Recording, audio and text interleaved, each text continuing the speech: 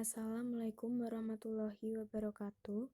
Kami dari kelompok 5 akan mempresentasikan tentang Standar Nasional Pendidikan. Di dalam Standar Nasional Pendidikan, terdapat standar pendidik dan tenaga kependidikan serta standar kompetensi lulusan. Standar Nasional Pendidikan.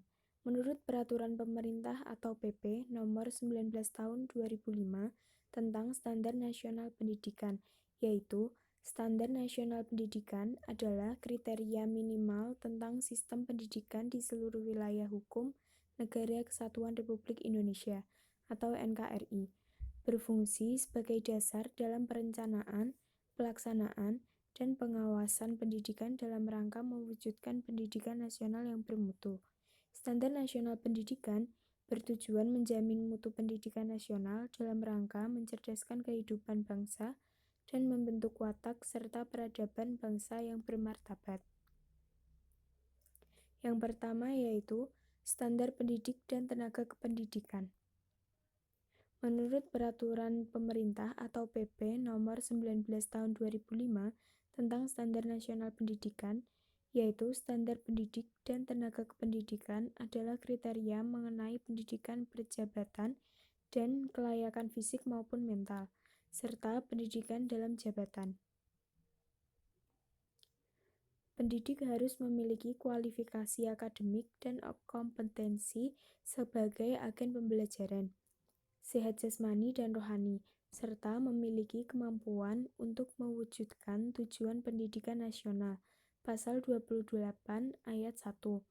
Kompetensi sebagai agen pembelajaran pada jenjang pendidikan dasar dan menengah serta pendidikan anak usia dini meliputi 1.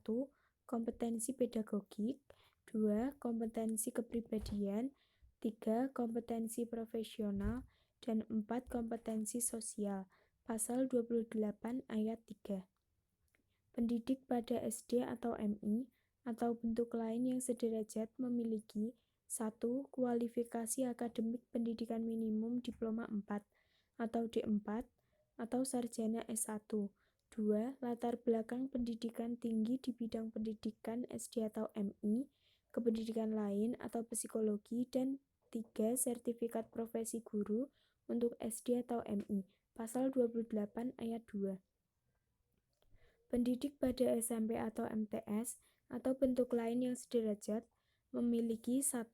Kualifikasi akademik pendidikan minimum diploma 4 atau D4 atau sarjana atau S1. 2. Latar belakang pendidikan tinggi dengan program pendidikan yang sesuai dengan mata pelajaran yang diajarkan. Dan 3. Sertifikat profesi guru untuk SMP atau MTS. Pasal 29 ayat 3. Pendidik pada SMA atau MA atau bentuk lain yang sederajat memiliki 1.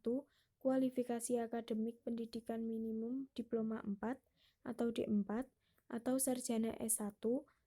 Latar belakang pendidikan tinggi dengan program pendidikan yang sesuai dengan mata pelajaran yang diajarkan. Dan 3. Sertifikat profesi guru untuk SMA atau MA. Pasal 29 ayat 4.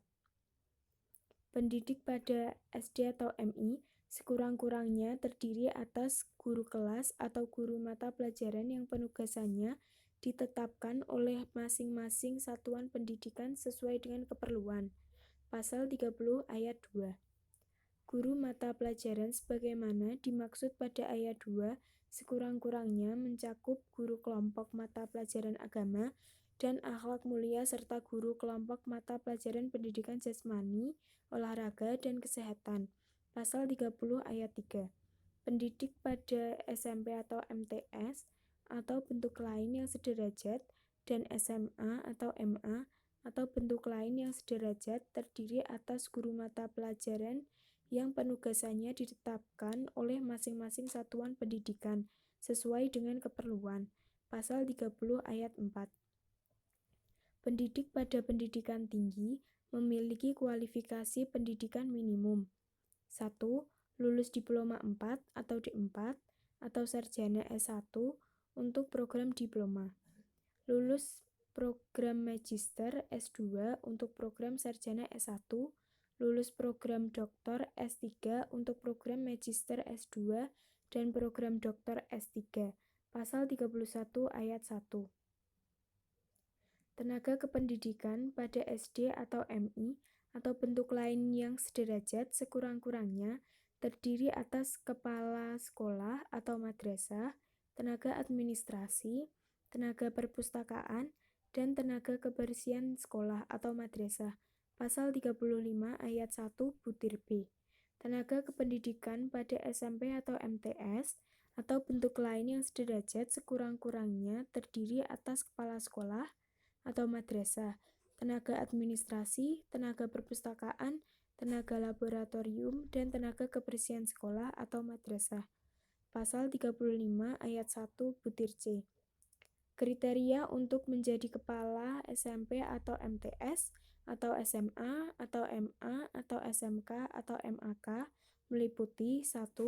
Berstatus sebagai guru SMP atau MTS atau SMA atau MA atau SMK atau MAK. Kedua, memiliki kualifikasi akademik dan kompetensi sebagai agen pembelajaran sesuai ketentuan perundang-undangan yang berlaku. 3. Memiliki pengalaman mengajar sekurang-kurangnya 5 tahun di SMP atau MTS atau SMA atau MA atau SMK atau MK. 4. Memiliki kemampuan kepemimpinan dan kewirausahaan di bidang pendidikan. Pasal 38 ayat 3. Yang kedua, yaitu standar kompetensi lulusan. Menurut Peraturan Pemerintah atau PP Nomor 19 Tahun 2005 tentang Standar Nasional Pendidikan, yaitu standar kompetensi lulusan atau kriteria mengenai kualifikasi kemampuan lulusan yang mencakup sikap, pengetahuan, dan keterampilan. Standar kompetensi lulusan digunakan sebagai pedoman penilaian dalam penentuan kelulusan peserta didik dari satuan pendidikan.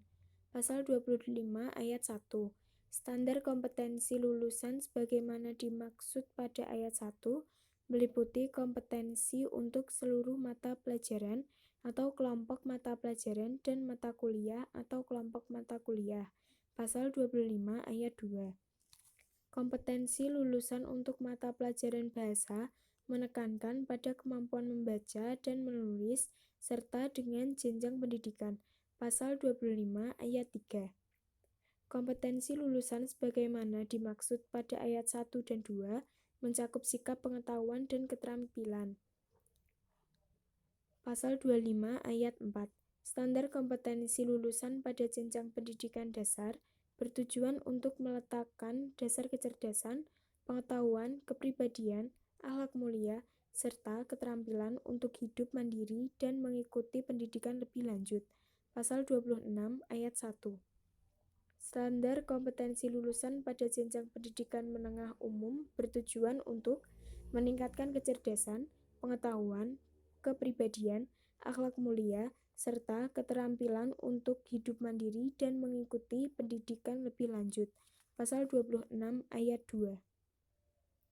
Standar kompetensi lulusan pada jenjang pendidikan menengah kejuruan bertujuan untuk meningkatkan kecerdasan, pengetahuan, kepribadian, akhlak mulia, serta keterampilan untuk hidup mandiri dan mengikuti pendidikan lebih lanjut sesuai dengan kejuruannya.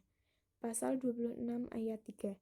Standar kompetensi lulusan pada jenjang pendidikan tinggi bertujuan untuk mempersiapkan peserta didik menjadi anggota masyarakat yang berakhlak mulia, memiliki pengetahuan, keterampilan, kemandirian, dan sikap untuk menemukan, mengembangkan, serta menerapkan ilmu, teknologi, dan seni yang bermanfaat bagi kemanusiaan.